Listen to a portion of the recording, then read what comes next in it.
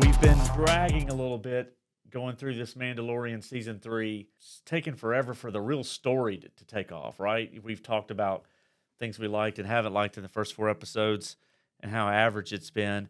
And it's really been lacking a villain and it's been lacking a cohesive story. And I feel like we just watched episode 5. We finally got a sense of what are the major beats of this season ultimately going to be. I really liked the episode. It got me interested again, and I'll talk about why as we go through the episode. But what were your initial thoughts? Episode 5, The Pirate. I thought it was the best episode of the season, for sure. I think it was actually entertaining. It didn't have any cringe-inducing moments. The most cohesive. Yeah. And it was cool watching the Mandalorians come in there, and you got to see how capable they were. And yeah, it was definitely the best of what we've seen so far. Yeah, I agree. My initial concern around the Pirate King, Gorian Shard, when we first saw him, I was laughing a little bit. It was like I had green grass. But he was a little cooler this time, right? Yeah, I mean, Star Wars has always done that. They always create new characters and aliens out of nowhere. So, I mean, it feels like the show's starting to feel like a live-action version of the animated shows. You know what I mean? For better or worse. No doubt. And I think that kind of calls back to that. And he was a fun character. I mean, I didn't mind him. Well, they used a plot device that the original movies used that was always really good, and the prequels did too, is when you have someone on a hologram and they come in, and like Grief Karga, at the beginning of the episode, we see Navarro, and we have Grief Karga as trying to lay out plans for the business district and the trade coming in, and all of a sudden he hears people screaming. He goes to the window, and he sees the Pirate King's ship overhead, and he knows it's Gorian Shard. And so we have a little bit of an Easter egg, a call back to the original trilogy. He speaks to Gorian Shard, and Shard comes on the hologram, and he's a little more menacing this time. He's like, look, you are not part of the New Republic. You're not protected by Moff Gideon, and, you're going to surrender. And so then he makes a recording himself and puts it in the R5 unit. And I thought that was a little bit of a playback to Princess Leia because he leans over and puts it in to send the message off, and then we see a bombardment, right? So Shard basically says, I'm taking over this planet, and Navarro, and so you see all the shots start to ring down, and from what we saw in the earlier season trailer of the Battle of Navarro, so we knew that was coming, and then we have an interesting moment which was really, really cool for me to see as someone who watched Star Wars Rebels. We see a Rebel base, and we see the character Captain Teva that we've seen in a couple other episodes in a smaller role, but now he's in a cantina. They're in a bar type barracks type situation, playing the Rebel, not Rebel, but the New Republic soldiers are playing games and hanging out, and Captain Teva gets this message from Grief Karga asking for help. And all of a sudden, we see a Star Wars Rebels character, animated character, who's now come to live action, and it is Zeb. So Zeb Aurelios shows up. He's completely CGI as far as I saw it, and he looked really good. And we'll put images of Zeb up on the screen, and then a comparison to the animated character so that you can see what we're talking about. Now, you didn't watch Star Wars Rebels, so that didn't really jump out at you, but I don't know if you also noticed there were 3 characters sitting on the end of the bar, and it was Dave Filoni, Deborah Chow, and Rick Famuyiwa, 3 directors. And the only reason I noticed is because you could see Filoni's cowboy hat. And so I'm sure they all just wanted little cameos to show the family or whatever. But we had that original scene. And you know what it felt like? It felt like a scene that was originally written for Cara Dune when Grief is reaching out for help. Oh. And tying in with the Rangers of the New Republic or something. So it's like he's reaching out to Captain Teva, and you're like, why? So it kind of seemed to me like a replacement for Cara Dune. She would be hanging out with fellow soldiers and then get this message and then be brought in to help. Mm-hmm. That's what it felt like to me, but didn't mind it so much. Captain Teva, he's fine in the role. And then he knows he needs to go to the New Republic, so he goes to Coruscant. And we see another cameo that I don't have a problem with, but it takes you out of the show a little bit. And that is Tim Meadows from Saturday Night Live, and Oh yeah, he's he's a big voice actor now, isn't he? he's done a lot of stuff. Yeah. And Tim Meadows was fine. I didn't have a problem with it. I mean, he was. I guess what I did like about his character, he plays a colonel, is that he was laid back. He wasn't cracking a bunch of jokes, and he basically is just telling Captain Teva, "Look, we're the bureaucracy. We're so far behind. They haven't even turned in their paperwork yet for a member of the New Republic. They're going to have to fend for themselves." And then we see the character of Elia Kane show up, and I don't know if they're still trying to paint her as like, we now know she's a villain, but she's not very good at it. She goes in and starts talking about, well, maybe they need to stand on their own and just see how important it is to be part of the New Republic. And I wasn't captured; I was liberated. And you can see that Captain Teva is not buying any of it. But as a viewer, I wasn't really buying it either. But maybe that was their intention, is that we now know that she's on the side of Moff Gideon, so there's no sense hiding that, in terms of from the viewer. All right. But so this scene was fine. We know that he's not going to get help, and it sets the stage for Captain Teva to go get help. And it comes in the form of the Mandalorians. And so he uses the data from the R5 unit that was originally part of the Rebellion, and that's something for people that in the expanded universe, the R5 unit had a bigger role than what we saw in the original movies. And so that's why Captain Teva would have known R5. And so he finds the Mandalorians and reaches out to them for help, and we see Din Djarin and Bo Katan give a speech. How did you feel about the way the scenes played out with Captain Teva in the cantina, and then going to Coruscant, and then going to ask for the Mandalorians? You are kind of right where it felt like maybe that scene wasn't designed for him, because it just felt kind of weird that he had a big part in the show where he's always been this minor character. But the scene where the Mandalorians show up and all that, that made the episode. So, whatever we needed to do to get to that point. And they didn't spend a whole lot of time getting there. These scenes were edited, I think. They were done well, right? Yeah, it was like a 40-minute episode, so we didn't linger, and that was good. But I enjoyed the episode overall. Like I said, it did feel a little off that he played that part, but Well, we have Din asking for the Mandalorians to help, and then we have Bo Katan she's being quiet. She's just kind of watching it all play out, and then you have Paz Vizsla finally steps up and says, "They saved my son. This is the way. This is what we're going to do." And so now Bo Katan takes a leadership role. Again, you have Din, who's kind of like, what do I need to do? Oh. So Grogu, very minor. Grogu was barely in this.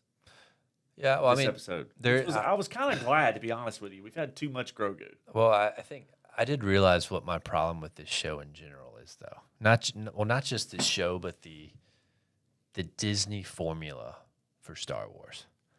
And that's that most shows, they build up for their next season. That's their goal, right? This show spends most of its time building up spinoffs, different shows. You know what I mean? Yeah. So they've spent half this season building up a Bo Katan show, which I think you're right. I think that's definitely what they're going to do is a Bo Katan show. And they spent half the season focusing on that. They have, and it's at the expense of the Mandalorian himself. Absolutely. Yeah. And you had, it's just season 2 ended on such a high note. Yeah. And it had sky high expectations that, we're going to get to see Luke Skywalker in his prime. Maybe they'll do a Luke Skywalker show. They resolved that plot point in, 2 episodes in the Book of Boba Fett. A show that nobody watched. Which a lot of people didn't watch it, so they were confused. And I think this show suffered for that. Yeah. And so, you see Bo Katan, building the plans, and they get on her ship, and so basically, Din is going to go with Grogu on the Naboo N1, and is going to distract the main ship and the fleet from Gorian Shar, the Pirate King, and she's going to drop the Mandalorians in, and that was cool. So she dropped the first wave in, and they started taking the town back, taking Navarro back, and one funny thing is. So Grief Karga takes the Navarrans, I guess you call them the Navarrans, and they go out because they had to flee because their city got bombarded. But they're out in the desert or they're hidden behind by a rock, and I'm like, is this everybody that lives on Navarro? It's like 30 people. Like this is it's kind of, and the Mandalorians too, right? The Mandalorians, there's only like 30 of them. Yeah, it's not a really big yeah, it almost makes you feel like feels a bit claustrophobic. Could they have added another 200 extras and just paid them for a day or two of work and had them seem like more of a population? That was a little strange, but I mean that's a minor gripe. But so we see the wave come in, and obviously, as they're overtaking Navarro, you see Din Djarin is wiping out the rest of the fleet, weakening the ship, and then they end up ultimately taking out the ship, and Gorian Shard goes down with it. Kind of in essence, it was a little bit like a Star Destroyer that crashes, and right before that happens, you actually see the armor in a fight scene. So the armor shows up and takes out one of the gunners, and so the armor doesn't shoot lasers. She uses her armor tools, her hammers and stuff, beating everybody up with the hammer. Yeah, she hit everybody with a hammer, and then we have a strange scene. So this is where the episode got good for me. So you have your typical formula, but it was just produced better, directed better, acted better, and the editing was better, and the writing was okay, was fine. And then as it gets to the end, we have two scenes that take this episode to the next level and get you thinking, okay, I want to see where this goes.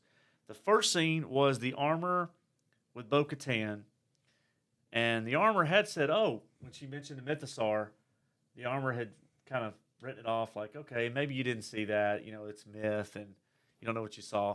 Well, then the armor pulls Bo Katan in the cave, and I still think we're going to see under the armor's helmet that maybe somehow she has a past with Bo. She's Bo's lost sister, third sister, or there's something around the armor's real identity. But nonetheless, we see Bo Katan in the cave, and she says, you are destined to bring the Mandalorians all together that are scattered. You can take off your helmet in my presence. So she takes off her helmet, and with her permission and in her station, and then she says, it's your task to defeat the Mythosaur or find the Mythosaurs and then unite the tribes. And so they go out and they're like, wait a minute, she took her helmet off. And the armor says, look, she walks both worlds. She will unite us. So automatically that also goes to what we're talking about with the larger Bo Katan story, which is not Din Djarin's and it's not Grogu's, which is hers. If she walks the right path to say, okay, you've got to go conquer the Mythosaur, and then you got to bring back the other Mandalorians. You think they'll even do that in that show, though? That might be all for hers. I think that she will tackle the Mythosaur and she will potentially unite the tribes, or in the Mandalorian, make a mistake in doing so, and Din has to clean up for her. But I do think they're going to have her have a hero's journey and unite the Mandalorians. But how much of that will they cover in this show before there's?